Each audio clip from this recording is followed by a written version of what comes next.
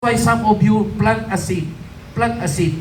Hindi ko kayo sinasabihan na magtanim kayo. It is your convictions to do that because you understand why you're doing it.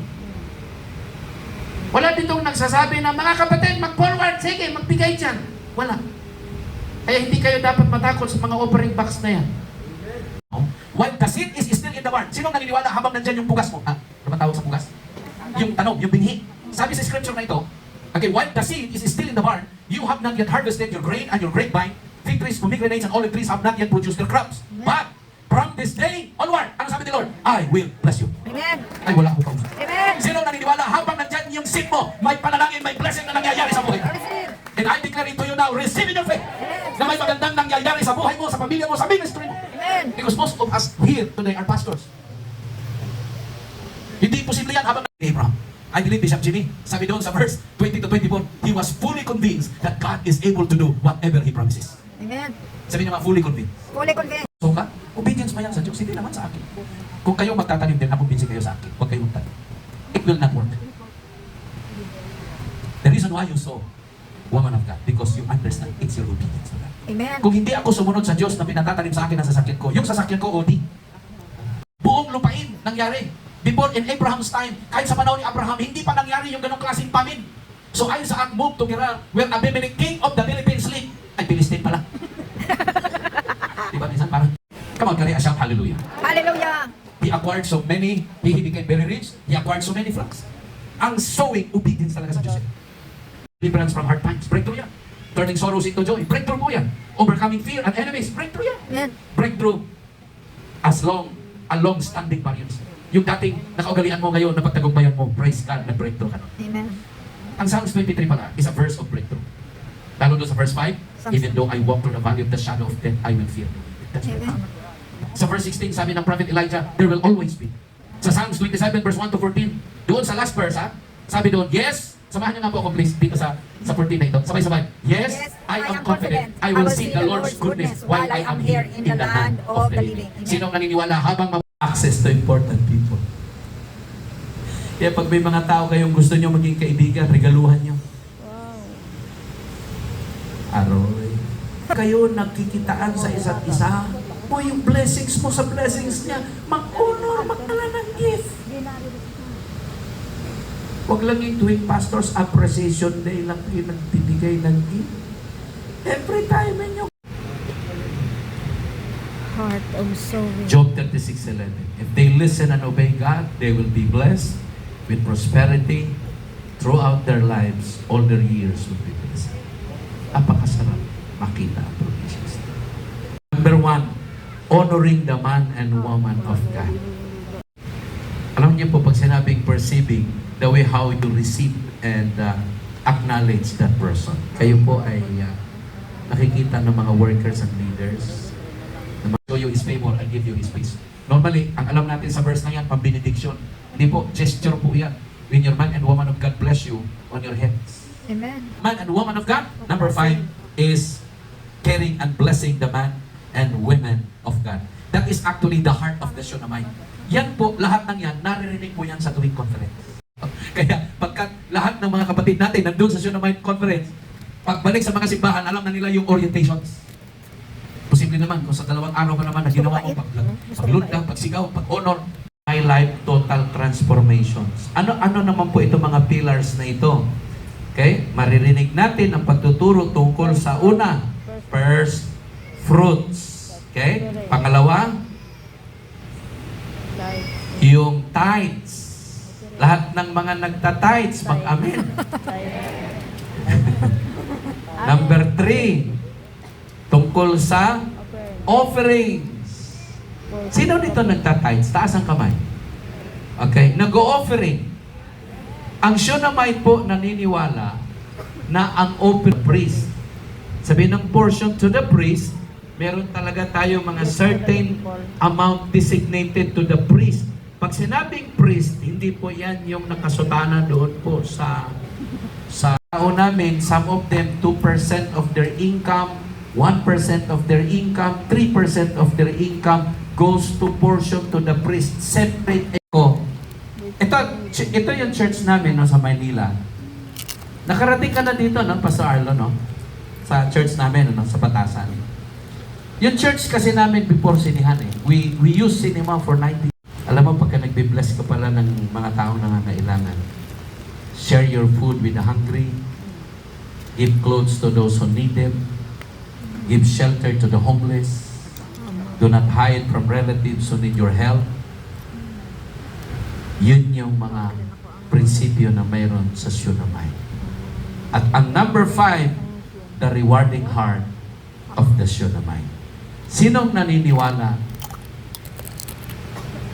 na ang lahat ng ito, it's a culture value of faith? Amen. Can I hear a shout, Amen? Amen.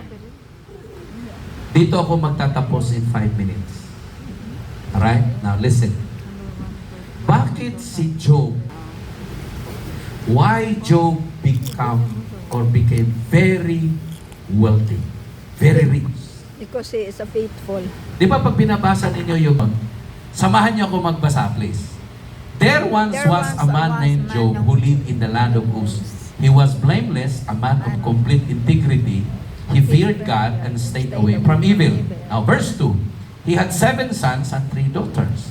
Verse 3, he owned 7,000 sheep, 3,000 camels, 5 teams of oxen, 500 female donkeys. He also had many servants. He was in fact the richest person in the entire area. Pinakamayaman siya. Bakit? Alam niyo po, yung mga sikreto ng mga tao ng tagumpay, mayroon pong ginagawa yan sila.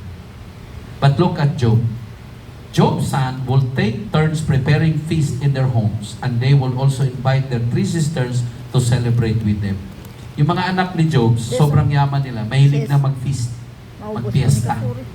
And they celebrate it from time to time. Ano ginagawa ni Job? Sa verse 5, sabi doon, with this celebration ended sometimes after several days, Job will purify his children. He will get up early in the morning and offer a burnt offering for each of them. For Job said to himself, perhaps my children have sinned and have cursed God in their hearts. This was Job, ano daw? Regular practice.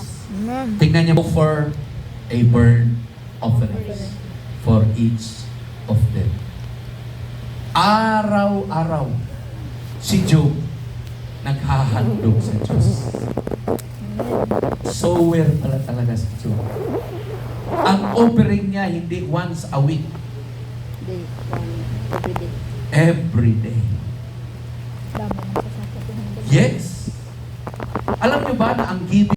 Give this instruction to the people of Israel. The offering you present. Okay, verse 3, sorry. Say to the people, this is the special gift you must present to the Lord as your, ano daw? Daily burnt offering. Grabe sila. Amen. Ang bigayan nila sa handog, araw. Hindi isang beses, isang linggo. Tindihan pa natin yung araw-araw. Ang alam lang natin sa araw-araw, araw-araw kasiyahan. Says you are to offer regularly on the altar each Day. Grabe, ano? Offer So to thankful and lambs honored that are sa kanila. a year old. Kaya dapat pagkahandog na talaga, pagdating sa bigayan ng ating mga handog sa simbahan, dapat yan ang pinakamasayang porsyon ng ating pagsamba. Mahina. Ulit? Amen. Di alam niyo, one time, God gave me the opportunity to minister in Africa, Ghana, Kenya, Nigeria. Ang mga tao,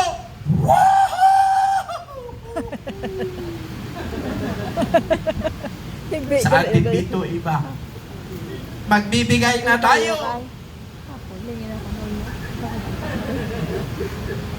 Magbabago na tayo ng paghahandog. Amen. Sinong naniniwala mula ngayon hanggang sa mga darating na susunod na araw, ang paghahandog ang pinakamasayang pagsamba? Amen. Isa pa! Isa pa! Amen. Ang gusto ko marinig yung resounding yes. Yes. Say it again! Yes. Dalhin niyo yan sa simbahan ninyo. Yes. Pag sinabing, let's give our 7 pillars. Not doon sa pinaka-last slides, tapos na po. Hindi po yan. Yung sinundan po niya. Hindi. Isa pa. Balik tayo. Taon mo na Yan. Salamat po. Taon mo na. The purpose goal of the Shunammite Ministerial Conference today is for the National Shunammite 2026.